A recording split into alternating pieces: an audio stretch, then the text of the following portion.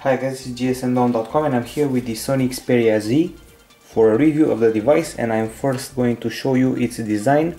So you got this handset right here. Is the highest flagship model that Sony has launched over the past month.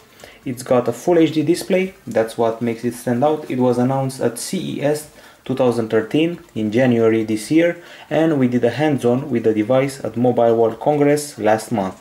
And now we have the Sony Xperia Z as our first Full HD phone for review purposes.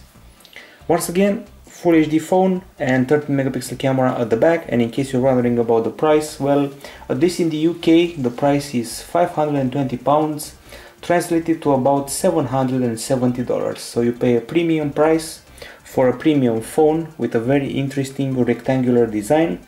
It's got a glass panel at the back right here, like the iPhone 4 and the Nexus 4. So it's an all glass device. It's got glass at the front, glass at the back, and even some glass insertions on the sides to keep the theme. It's got a buttonless front, as you can see. No button at the front. We have these virtual buttons in Android. And other stuff worth mentioning is that all the ports and slots are covered, making this device truly waterproof. And those lids are made for water protection. And now I'm going to show you all of the ports and slots on the device. So let's start with the left side. So at the top here we've got the USB port, micro USB port, and then we got the micro SD card slot. Here it is, micro SD card slot right here. Next to it we have some connectivity pins. I bet that there are for dock or accessory of that kind. And now moving on to the other side, here we got some more interesting things.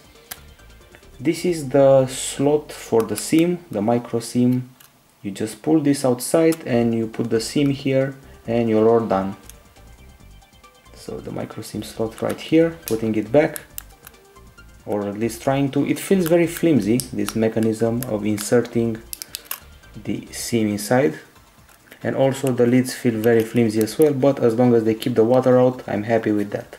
Okay, continuing on this side, let's see what else we have here. So we got the USB, micro SD, we got the micro SIM, and at the top we got the audio jack, also covered by a lid, so lids everywhere. This is the audio jack. Hope I didn't forget anything. And those were all the covers for the ports that not always will close tight, which makes me wonder just how waterproof this device is. It's got a rectangular symmetrical design at the front and back. It's got a big power button right here with the volume buttons next to it. So this power button is sort of a trademark for the device. It's a bit ugly if you ask me. Big metallic power button in the middle of a glass handset. Also, these handsets show that it has been done with a lot of craft, a lot of work has been put into it. So I have to say that Sony really worked on this device, on its design at least. And we have glass insertions on the side just to keep the glass theme going on. It's a bit too square to actually sit in a user's hand without feeling that it will puncture your hand or something like that. So it feels strange to the hand that wants something more rounded and not something that squared. Okay, and now I must mention the size. It's 7.9 millimeters in thickness and it weighs 146 grams. For a device with a 5-inch display, those sizes are actually pretty decent. This handset is IP57 certified. It means that it can withstand dust and water, and since it's water resistant, you can take it for a dive up to 1 meter and up to 30 minutes.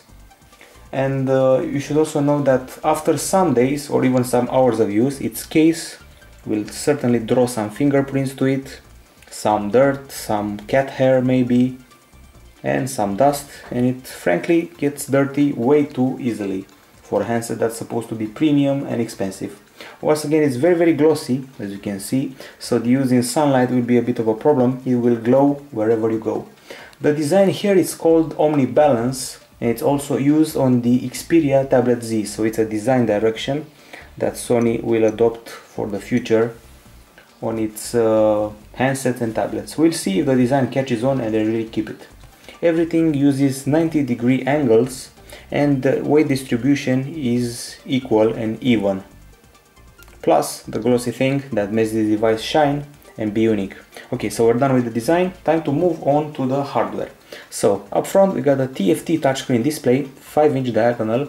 The resolution is 1920 over 1080, so full HD, and this screen uses an optic contrast panel with 10-finger multi-touch.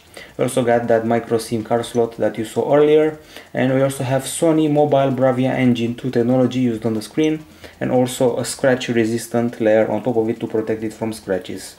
The micro SD card slot from the side supports up to 32 GB in extra storage, and you should also know that the battery of this device is a non-removable one. Other specs worth mentioning are the 16 GB of internal memory, also 2 GB of RAM available on this device. There's also a Qualcomm Snapdragon S4 Pro inside. This is a quad-core CPU at 1.5 GHz, and the GPU is an Adreno 320, the same one that we found on the Asus Padfone 2. On the connectivity side, we're dealing with a phone with quad-band GSM GPRS Edge. We have 3G with HSDPA, LTE, Wi-Fi, DLNA, GPS, GLONASS, micro USB with MHL, Bluetooth 4.0, NFC, and at the back we've got a 13.1 megapixel camera with LED flash and 1080p capture at 30 frames per second. At the front we've got a 2.2 megapixel camera with 1080p capture at 30 frames per second, and inside the handset we also find an accelerometer, gyroscope, proximity sensor, compass, stereo, FM radio, and we also get active noise cancellation with a dedicated microphone.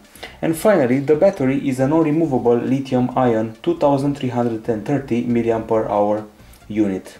On paper, the battery should provide 550 hours of standby, 14 hours of talk time, and about 40 hours of music. In our tests, well, we achieved about, here you can see that we had 12 hours with the phone discharging, and we did a lot of gaming. And here we reach 5% with 13 hours and a lot of Samurai vs Zombies Defense 2 played. And once again, it should last you for about, let's say, 16-17 hours if you manage your Wi-Fi and your brightness. And in case you don't know how to manage those, there's a special pack of settings. So let me go to the settings area and show you the power management area, specially dedicated to your better management of the handset. So we got stamina mode. It disables mobile data when the screen is off. So it's cool that there are some applications that consume data traffic and consume battery, and those will be deactivated thanks to the stamina mode. You can actually feel this stamina mode, as you can see right here. Even activating it changes the estimations of the battery's life. There's also low battery mode that disables some function to save power. Then there's location-based Wi-Fi that only activates it when in range. And here's the battery usage for this device. So once again, you should be able to get 16-17 hours of fun with it if you really manage it well. And that stamina mode is a really good feature if you want to keep track of your use, and if you don't want to get some unwanted data consumption when the screen is off. Okay, now it's time to test the audio and video and camera capabilities of the device. For the first one, for the audio, I'm going to use Chrome to play you a song, trying to avoid all copyright issues. It's a bit of dubstep.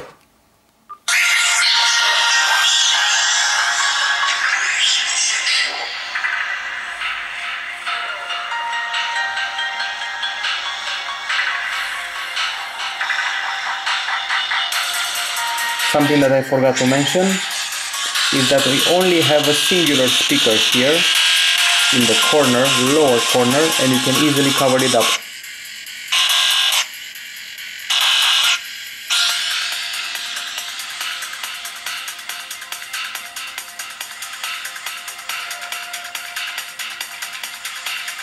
The quality of the music is pretty good, however, the sound is a bit metallic at times and is a bit distorted at maximum volume. Also, the volume could be a bit better.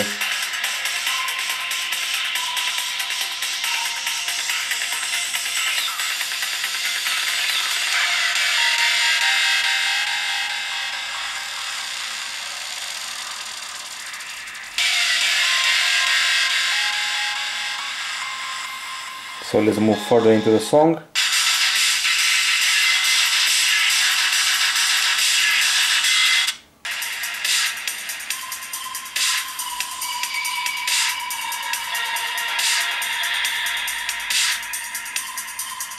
Of course, you don't only have to listen to music on YouTube, we also got a Walkman app, this trademark technology from Sony. Here's how you can see your music divided into tracks, albums, artists, playlists, and the Sense Me channels that will give you music according to your state: emotional, lounge, mellow, extreme, midnight, energetic. So the interface is very cool, as usual with all the Walkman software. And here I can show you some settings. So pretend that you're listening to a song right now to avoid the copyrights. We got Clear Audio Plus. This one gives a unique sound setting that automatically gives you more clarity, and it's actually true. You really feel that you're attending a concert or something like that. If you deactivate it, you can actually customize your own experience, so with a bunch of presets, or do your own thing, mess with the bass, and some more settings like the surround sound with the studio option, club option, concert hall, and just off. Also there is a clear stereo option, clear phase, the X-Loud technology, and the dynamic normalizer. So a lot of thought has been put into the audio experience of the device. And here we also have some new extensions. You can find the music video on YouTube, get more extensions, search for the artist on Wikipedia, search for lyrics, search for karaoke videos, or search for more extensions. So you can actually get more out of your audio experience, more than just listening to good old music. Okay, so you just saw the Walkman software. There's also visualizer. Let me show that. So here's the visualizer. You probably know what this one does. It gives you some nifty effects to look at while you're listening to music, and they're tuned up to appear as the music goes on, and they fluctuate to fit the music's rhythm. And you also have a bunch of themes and options here, like gate, balloon, glow, animal, albums, or graffiti, probably the coolest one. And once the music plays, the rhythm will make it fluctuate on the screen in some beautiful ways. We got excellent headphone isolation, and speaking of headphones, you already saw them in the unboxing, and I said that I was impressed by them and their design. And now after they fit in my ear, they're actually very nice. They sit nicely in the user's ear. They do stand out from the crowd. They have excellent isolation, excellent volume, and the experience is totally different from the one of the speaker. As I said, I'm not very happy with this speaker at the bottom corner. It's a singular speaker. It's placed in a wrong place, if you ask me. It's easy to cover up when you're playing a game or watching a movie, and it sounds a bit distorted at maximum volume and a bit tinny, a bit metallic. Okay, the headphones have good bass and excellent clarity, and that's pretty much all I can say. Good bass, excellent clarity, excellent volume, so excellent design. So the headphones get all the praise. Let's see, I already showed you some of the options of the Walkman player. This is the movies player, this is the Walkman player. There's also another option. This one is called Throw. So if you want to play your music from this device, let's say to a PlayStation 3 or a Samsung TV, you can use Throw. That will activate a sort of DLNA like feature, a form of DLNA. You can connect to a TV and play your songs on that one. So we got good software, bad speaker, and good headphones. We even have FM radio. Obviously for that you have to connect the headphones. So let's open up this lid, connect the headphones, and use them as the antenna to start up the FM radio. Most handsets nowadays simply rely on internet radio. So here we are, FM radio right now. Also, we got a visualizer right here. You can also play with the visualizer and set it up with various effects like glow. And you can change the channel. Use track ID to identify the songs you're listening to. Play in the speaker, force a mono sound, and set a radio region. So if you're into radio, that's solved with this handset, and it's beautiful and useful headphones. Okay, so that was the audio section review of this handset. It's time to give you a review of the video side and this 5-inch Full HD screen that everyone is talking about. Okay, so we're in the movies area. We have two trailers, Jack the Giant Slayer and Pacific Rim. Obviously I'm going to play Pacific Rim. There's also the integration of Grace Note here that will provide some details about the movie. And now let's start it and then talk about it, the playback. Also, you should probably know that right now we're at about 40% of the screen's potential. This is a Full HD video, MP4. And let's turn the volume up a bit. We always thought alien life would come from the stars, but it came from deep beneath the sea, the portal between dimensions in the Pacific Ocean. Ability to stand, to endure, that we would rise to the challenge. These are the viewing angles. As you can see, everything gets a bit gray and a bit faded once you change the viewing angles.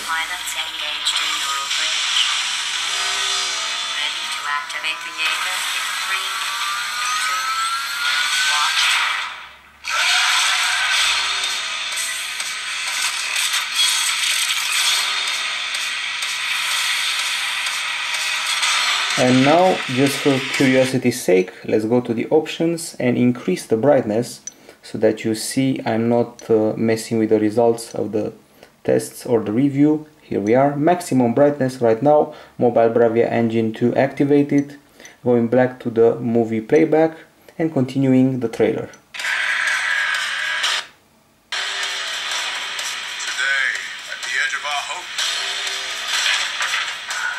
The brightness is good. Some people may say that the brightness is actually too much, but the viewing angles are pretty poor.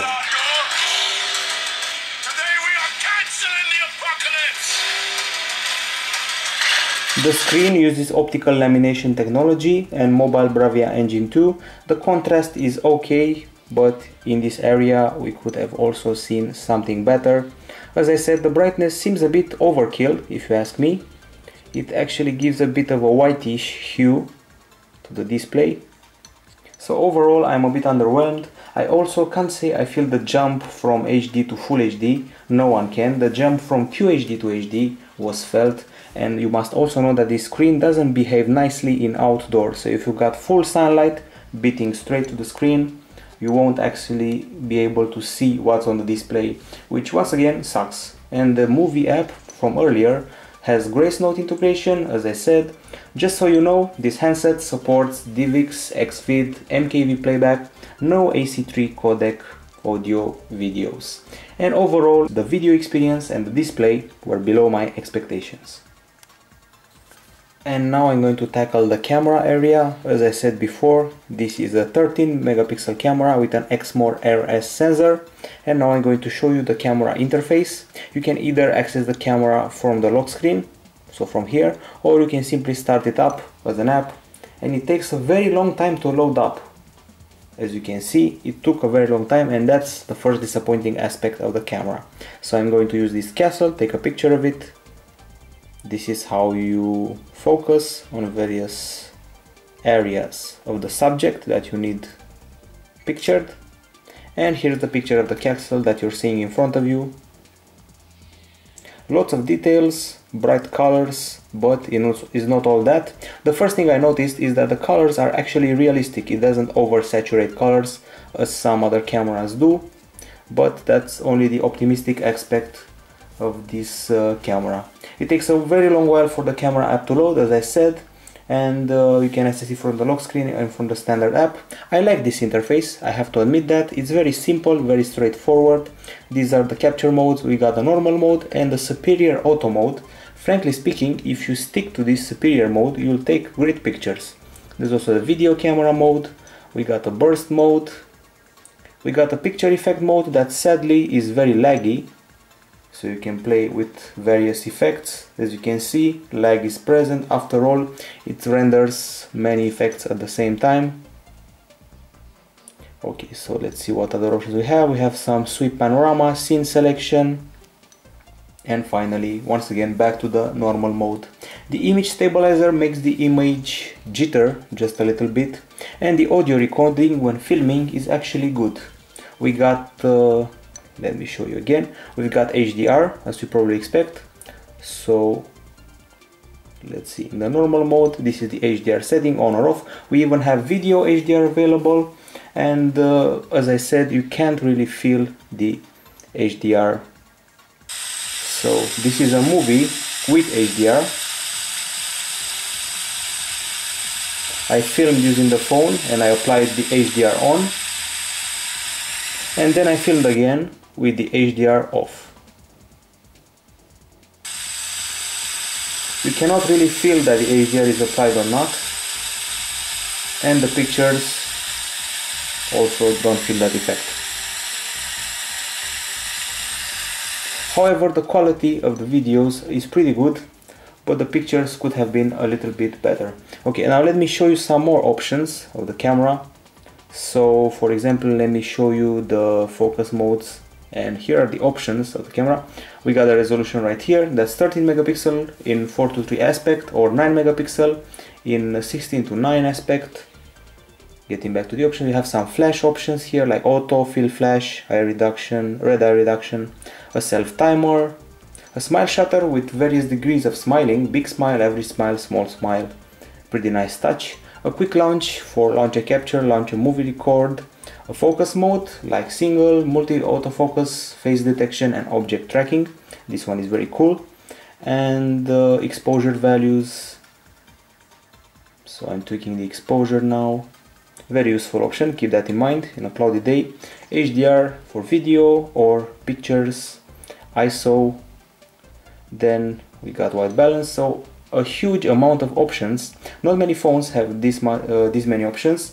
I frankly wonder if the Galaxy S4 has such a huge number of options. Image stabilizer, frankly, I'd keep it on off.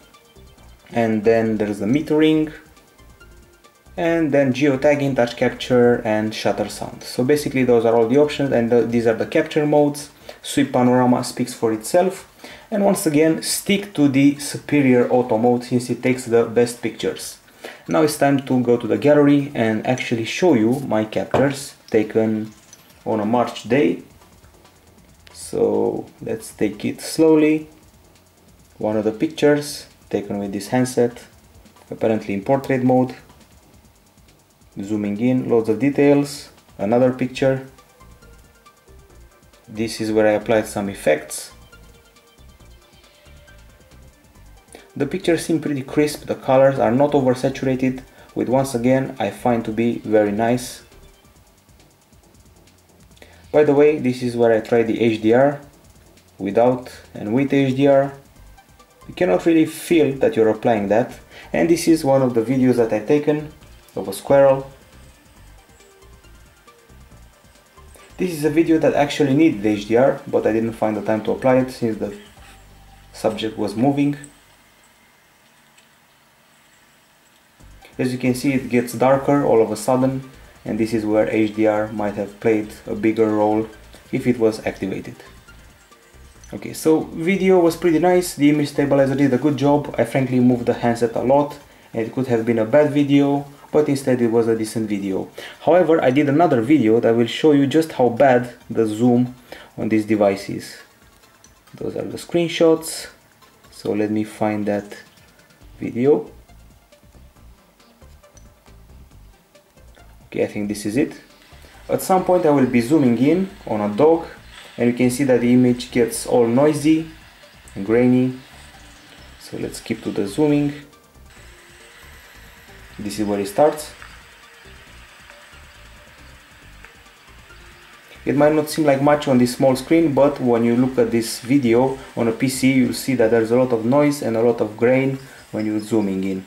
By the way, the maximum resolution of the pictures is 4128 over 3096 pixels, and as I shown you, there are various smile shutter options if you want to take pictures of people, and the pictures actually look nice until you zoom in and you start to spot some minor imperfections. So these imperfections are actually visible, and you'll see a gallery of all these pictures, and you'll see what I'm talking about if you really want the details. So overall I was underwhelmed by the experience. Indoors the pictures are actually very bad. Frankly speaking, I was expecting much more from this camera, so indoors the experience is even worse. However, I did have some fun with some effects, like those ones. I applied some various color effects to these two characters, and I did that by using those cool options I showed earlier. So once again, starting the camera and turning it on and going to picture effect. If I remember well, I used the vivid option and then the miniature option, also the sketch option. The partial color was the one that I fancied the most. So you simply select an area and you only use that color. So only orange now.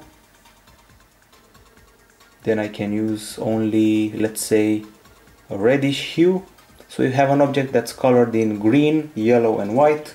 You can pick only yellow or only green and apply that color. Okay, you can also edit your stuff.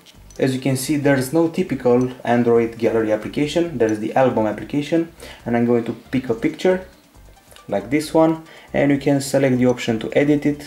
A lot of options actually, and you can edit photo, integrate it straight into the album application. You can play with these effects like shadows, some effects, post-processing, posterize, slow-mo, documentary, vignette. Play with the saturation. Obviously you can deactivate the things you just did. So once again, tint, saturation, dual tone. There's also some cropping, red eye removal, face glow, face tan, straighten, flip, sharpen. So loads of options to play with, like this picture right here. Okay, so once again, let's see what I missed. Those one, like autofix, and let's see face tan. I'm really curious about that. I guess that it tries to detect a face and then it applies the tan. So you actually get some editing. By the way, if you want to do videos using this camera, you will do 1080p 30 frames per second videos, and the result will have a 16 megabytes per second bitrate. It can also take pics while filming, so for the 100th times probably I'm entering the camera app, and you can see that you can take pictures while taking a video. So taking a video now, and I'm taking a 1 megapixel picture while filming in full HD. Obviously, the conclusion is that the camera could have been better, but some people will be happy with this. The jump from the Xperia S is not that big, and at least the colors are not oversaturated, but indoors the performance is disappointing, the zoom is disappointing, and the only thing I like is the abundance of options from the camera area. Okay guys, time for the big old conclusions regarding this handset, but first of all some benchmarks. I decided to compare this quad-core handset with two other models that have very good quad-core CPUs and can actually score some good results in the benchmarks. So I decided to compare the Sony Xperia Z with the Padphone 2 from Asus and the Samsung Galaxy Note 2. And here we are, we got the usual Quadrant, Antutu, Nenamark and Velamo benchmarks.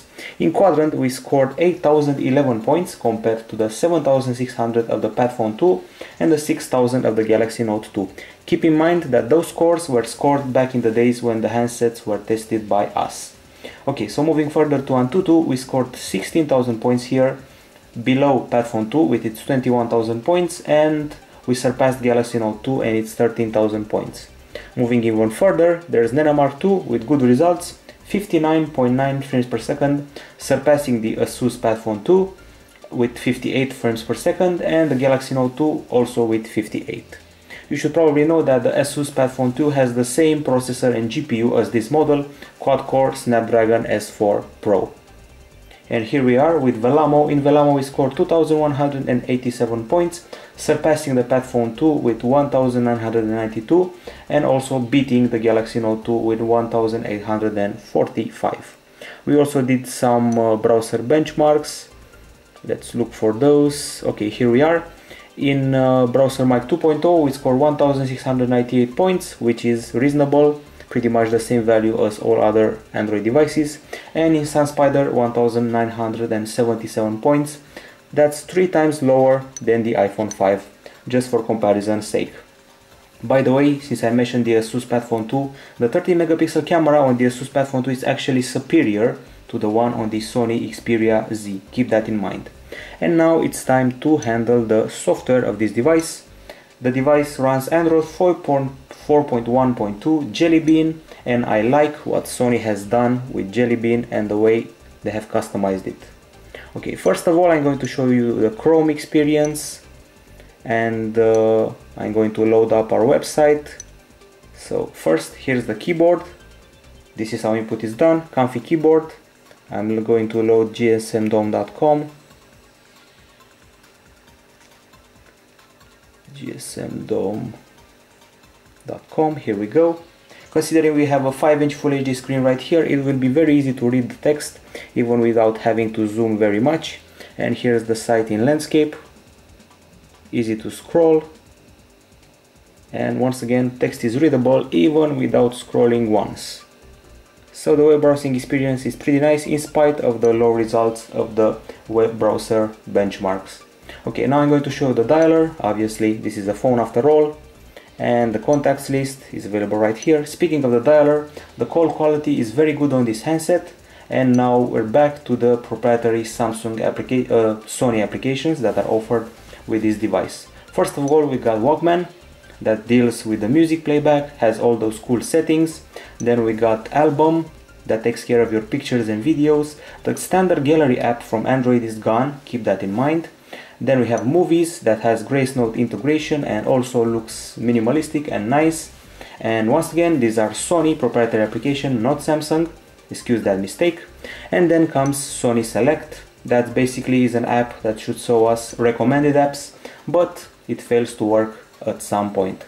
Okay, other apps worth mentioning are, as usual, YouTube. That doesn't seem to work at times. I already uninstalled it and reinstalled it. Many people have this problem. Moving further, we got a calendar divided by months, days and weeks. And then we have a cute little notes application that allows you to do some keyboard input, then tweak the fonts, play with italic, bold and underline, change the color, and then you can even do some drawing if you want. You can change the type of the pen, how thick it is, the color it has, and other various patterns. And aside from drawing and writing, you can add pictures, sounds, insert a map location, take a photo, change the background, and basically create a multimedia note. And if you're happy with the note taking, next you can check out the Maps application. It's the good old Google Maps. So this is how Google Maps is used on a 5-inch Full HD screen. The application obviously moves without lag. After all, we got a powerful CPU on board here. You can even make maps available offline, but you probably already knew that. So it's the basic Google Maps experience with nothing extra added. Okay, then there's the tools area where you find the McAfee security, Neo reader and a calculator, plus an application for backup. And next up, there's Track ID. This application is sort of like a Shazam, but it's older than Shazam. You can listen to a song, this application will recognize it and will show you the title, the lyrics and other related content. Next up, we've got the Xperia Link. This one lets you connect to the internet from your tablet or PC, taking advantage of the network connection of the phone, so the phone provides the connection for a PC or tablet. We also have a car mode. This is pretty self-explanatory. You place the handset in the cradle, then you try to get to a certain location, or you may want to activate a song or the radio, or you want to make a phone call. The interface is minimalistic and simple, so you don't have to mess around with the screen and get into an accident or something like that. And then comes Voice Pilot for Xperia. It's a navigation application. In case Google Maps and its appendices are not enough for you, you can use this to find persons, to find eating and drinking spots, restaurants, banks and stuff like that. So this is how you can get to a certain area. You even get the phone number and the weather, so everything is already solved and calculated for you. This is the route from my place to that certain restaurant that I picked, with a bunch of options, night options. You can also see a route demo. So let's go for the route demo. Pretend that I'm driving right now. This is the interface, pretty cool. I stopped the navigation for now. And that's what Voice Pilot is here to do. It's available for free with the handset, pretty nice addition, nice to have it. Then comes Gmail with the good old classic email experience. And then we've got the socializing application that's called Social Life. It reminds me a bit of Flipboard because it integrates my news, my Facebook and my Twitter. And it shows me what people are saying, their pictures and other stuff like that. I can only see the news if I want to. So let's check out all the news.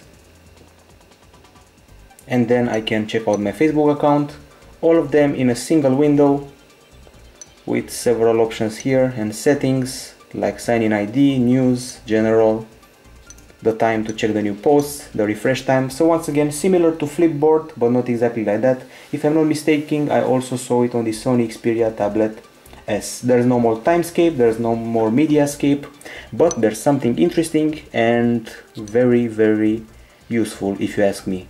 As you can see, I'm multitasking right now, and the multitasking area also triggers an interesting small apps system. What are small apps? These apps listed right here. Just like Samsung did on the Galaxy Tab series, you can move the application around, you can do other stuff and it becomes transparent. You go back to it and you calculate, or you activate the timer, or you want to take some quick notes, or a variety of other small apps, some even downloadable from the Play Store.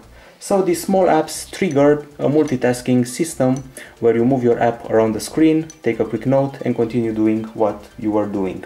And then we got the usual widgets. However, those are unique for Sony. So we got a bunch of unique Sony widgets. Same goes for apps, a bunch of unique Sony apps and a bunch of regular apps. A bunch of wallpapers, typical for Sony, and a bunch of themes that you like, change or download more. So that's the customization that Sony applied to the Xperia Z. Then comes the notification area with its option, the power management with the stamina mode that we loved so much, then the Xperia area with internet settings, PlayStation certification, and finally the security area with some interesting stuff to make your phone safer.